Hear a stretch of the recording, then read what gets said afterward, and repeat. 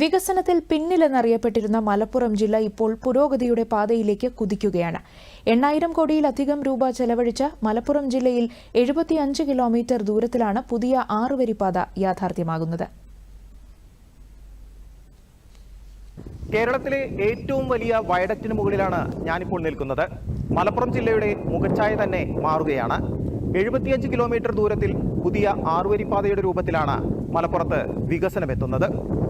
പനവേൽ കന്യാകുമാരി ദേശീയപാതയുടെ ഭാഗമായി 75.6 കിലോമീറ്റർ ദൂരത്തിലുള്ള 6-വരിപ്പാതയാണ് മലപ്പുറം ജില്ലയിൽ പൂർത്തിയാകുന്നത്.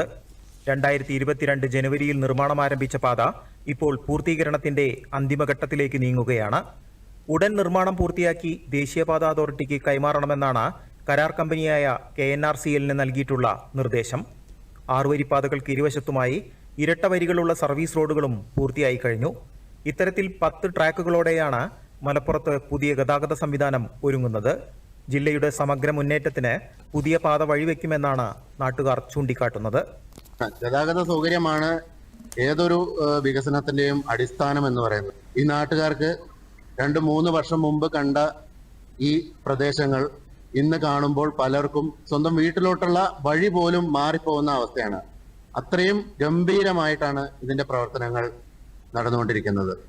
പൊന്നാനി തുറമുഖത്തിന്റെ വികസനത്തിനും ഗ്രാമീണ മേഖലയുടെ പുരോഗതിക്കും പുതിയ പാത വഴി തുറക്കും.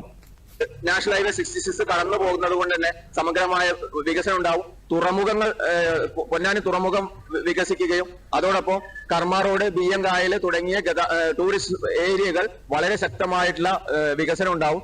കോഴിക്കോട് ജില്ലാതിർത്തിയായ ഇടിമുഴിക്കൽ മുതൽ തൃശൂർ ജില്ലാതിർത്തിയായ കാപ്പിരിക്കാട് വരെ 2 റീച്ചുകളിലായാണ് നിർമ്മാണം. 4,500-ലധികം കോടി രൂപ ചെലവഴിച്ചാണ് 75 കിലോമീറ്റർ ദൂരത്തിലുള്ള പാത പൂർത്തിയാക്കുന്നത്. പുതിയ പാതയ്ക്കുള്ള സ്ഥലമേറ്റെടുപ്പിനായി 3,500 കോടിയോളം രൂപയും ചെലവഴിച്ചു. 3 കിലോമീറ്ററോളം ദൂരം വരുന്ന ഏറ്റവും വലിയ വയഡക്റ്റ് പാലവും മലപ്പുറം ജില്ലയിലാണ്. അപകട മേഖലയായിരുന്ന വട്ടപ്പാറ വളവിനെ ഒഴിവാക്കിയാണ് ആകാശപാത യാഥാർത്ഥ്യമാക്കിയത്. 30 മീറ്റർ വരെ ഉയരത്തിലുള്ള തൂണുകളിലൂടെയാണ് ഈ അതിശയപാലം കടന്നുപോകുന്നത്. മലപ്പുറം ജില്ല കടന്നുപോകാൻ ആദ്യം 3 മണിക്കൂർ സമയം വേണ്ടി വന്നിരുന്നു. എന്നാൽ പുതിയ പാതയിലൂടെ ജില്ല കടക്കാൻ ഇനി വെറും 50 മിനിറ്റ് സമയം മതി.